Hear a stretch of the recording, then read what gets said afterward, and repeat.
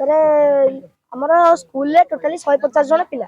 150 जन पिला भितर 8 जन एठी सार थिले 8 जन करू बहुत सार जाई आ 4 जन सार थिले जने पळेले प्रतिमा दीदी बोली एक दिन हैला पळेले हमर सरला को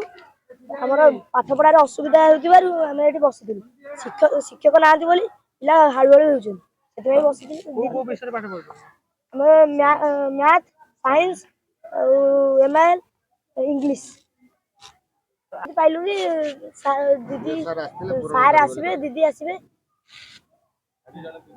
सालिया स्कूल चेयरमैन कहूँ पिले माने जे स्कूल रे गेस्ट रे बसथिले आज्ञा कोन कबे कोन जाइतिला आम टीचर नहीं जबार हम पिला मानक बसैथिलु एबे किंतु हमर बीओ सर बाबा रू टीचर हमें एबे खोलिया पई चाहूछु रंजिता जेना सालिया स्कूल चेयरमैन कहूँ आम टीचर एबे नहीं आम स्कूल 3 जन टीचर नहीं जबारु आमे बीओ सर को जणाइथिलु बीओ सर जेहेतु न जाइथिले आमे ताला पके देथिलु किंतु एबे होची बीओ सर आसी के हम जण टीचर देइचंती आमे तांको प्रतिश्रुति रखी कि आमे एबे स्कूल खोलिया पई जाउछु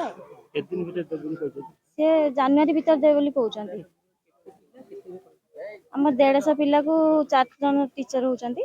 आ 3 जन नहीं आइचंती किंतु एबे से कहउचंती 2 जन आ देबे 8टी क्लास इच्छा को दृष्टि रखी जड़े आर्ट्स टीचर को इस विद्यालय को एडजस्टमेंट दिखाई तथा आगामी मसरे जनवरी फेब्रुआरी मसरे जो डीएलटीसी हवा को अच्छी ता द्वारा जड़े परमानेंट टीचर साइंस टीचर ये विद्यालय को दवाई आम प्रतिश्रुति देचु और पिला माने बर्तमान तांकर शिक्षादान को चालू रखा आमर जहाँ जी शुणा जाऊँगी आमर जनवरी फेब्रुआरी मस भितर गोटे डीएलटीसी हबार अच्छी डिस्ट्रिक्ट लेवल से डीएलटीसी रे आम शालिया को प्रथम प्रायोरिटी फास्ट प्रायोरिटी निहाती भाव में जड़े शिक्षक को दबु ना बर्तमान आमर विद्यालय पीटीआर नॉर्म अनुसार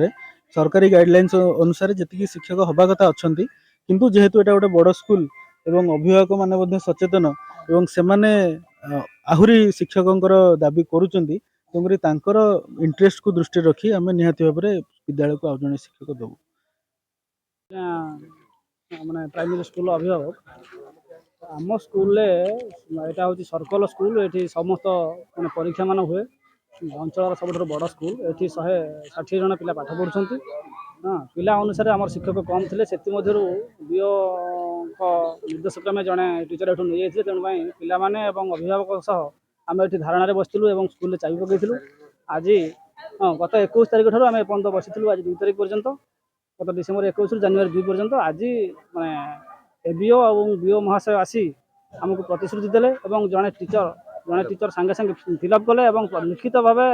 मौखिक प्रतिश्रुति से देले जे आम जनवरी मास सुधा आपन को आउ जड़े जेंट्स टीचर पठेबू तेणुक आम धारणा आज